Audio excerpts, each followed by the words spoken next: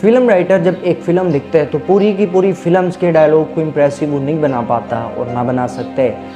उस फिल्म के स्क्रिप्ट के अंदर, उस पूरी स्टोरी के अंदर चंद एक डायलॉग ऐसे होते हैं कि जो पूरी की पूरी मूवीज़ के तमाम डायलॉग्स को चार चांद लगा देते हैं। इसी तरह एक डायलॉग डिस्कस आपसे ये बात मैं करना चाह रहा हूँ कि बिजनेसमैन से उसके एम्प्लॉय ने आके कहा कि सर हमारी जो दूसरी कंपनी है यानी कि दूसरा ज़ू है, उस ज़ू के अंदर जो तमाम जानवर हैं वो उसका मैनेजर जो उसका सीईओ है वो बेचे जा रहे हैं। तो ऐसा लगता है कि आने वाले चंद हफ्तों के अंदर, चंद वीक्स के अंदर उस ज़ू के अंदर जानवर नहीं रहेंगे। जैसे जैसे वो मैनेजर बेचे जा रहा है तमाम जानवरों को, वैसे वैसे ऑडियंस भी कम आ रही है। और अगर ऑडियंस कम होती गई और आहिस्ता आहिस्ता ज़ू बंद हुआ तो आपको बिलियंस और मिलियंस का वो नुकसान उठाना पड़ेगा। सर कुछ करें,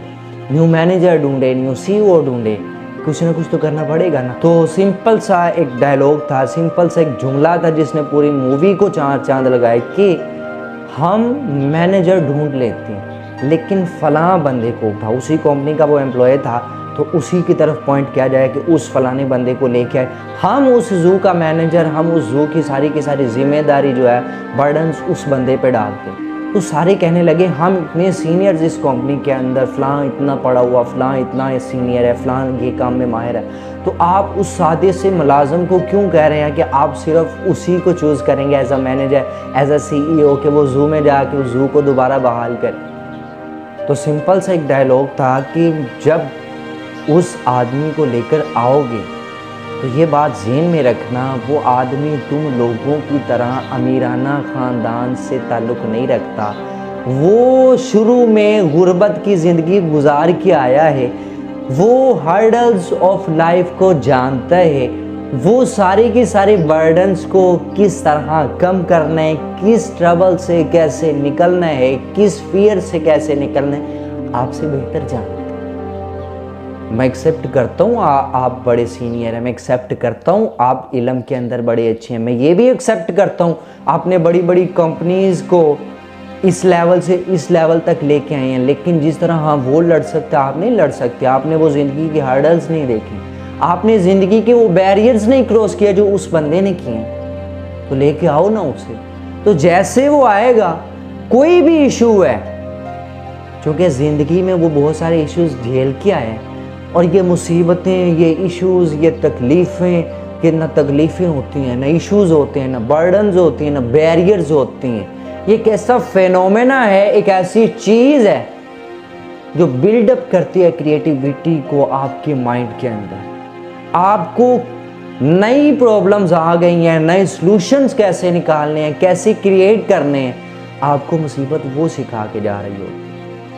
आपको गिरा नहीं रही होती, आपको ये उठा रही होती है, वे ऑफ थिंकिंग बता रही होती है,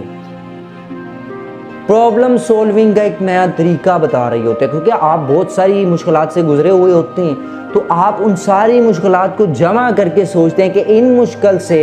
मुश्किलात से निकलते हुए हमको ये स्टेप लेना पड़ा, हम अगर ये स्टेप दोबारा लेते हैं तो चूंकि ये बिजनेस उससे थोड़ा सा डिफरेंट है तो हमें उस सोल्यूशन को थोड़ा सा डिफरेंट रंग में डालना पड़ेगा। जैसे डिफरेंट रंग में डालोगे, चूंकि क्रिएटिविटी माइंड है ना, माइंड को एक्टिवेशन एनर्जी दी हुई है उन तकलीफों ने, उस गुर्बत ने, उस हर्डल्स ने, उन बैरियर्स ने, और वो एक्टिवेशन एनर्जी माइंड को ऐसी एक्टिव करके गई हुई है। वो पुरानी हमने गुर्बत तो बड़ी देर की झेली हुई है ना, बड़ी देर की देखी, अब तो हम अमीर हैं, लेकिन उस गुर्बत के अंदर, उस मोहब्बत के दुख के अंदर, उन तकलीफ़ों के अंदर, वो पुराना हमारा पास्ट,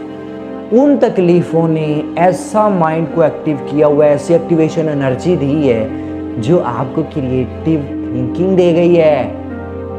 मिनट नहीं लगता, आप नया सोल्यूशन ढूंढ के मुंह पे मारती हैं, इसको ऐसे सोल्व करो। इधर पढ़ने वाले, इधर किताबें रीड करने वाले पीएचडी स्कॉलर, एमफिल स्कॉलर, वो सारे बैठे हुए हैं कोई किस किताब को निकाल के, और ये जो दुखी आदमी है, ये जो गरीब था पहले, वो अपनी गुर्बत के सारे दिन निकाल के बैठा हुआ है, इस प्रॉब्लम को ऐसे सोल्व किया था, इस प्रॉब्लम को ऐसे सोल्व किया था।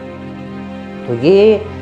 गुर्बत से निकल के आगे जाना, मोहब्बत की तकलीफ़ों से निकल के आगे जाना, परेशानियों से निकल के आगे जाना आपको मजबूत कर रहा होता है। उन लोगों से ज़्यादा आप मजबूत होते हैं जो अमीराना तौर पे चलते आए, शुरू से पैदा होते हुए सोने का चम्मच लिया, आगे पीएचडी कर गए, बड़ी बड़ी रिसर्च कर ली, लेकिन उनकी रिसर्च आपके दुखों से भारी नहीं हो सकती। उनकी रिसर्च की तासीर, उनके रिसर्च का वे ऑफ एजुकेशन आपके दुखों से भारी नहीं हो सकता। जो दुख आपको एजुकेशन दे रहे होते हैं, जो आपको रास्ता दे रहे होते हैं पीएचडी स्कॉलर में, जब वो किताबें खोलेगा आप प्रैक्टिकल लाइफ अपनी ज़िंदगी खोलेंगे। तो इस वजह से कि आप सारी की सारी थिंग्स को, सारी की सारी चीज़ों को प्रैक्टिकली देख रहे होते हैं, अच्छे से सोल्व कर सकते हैं।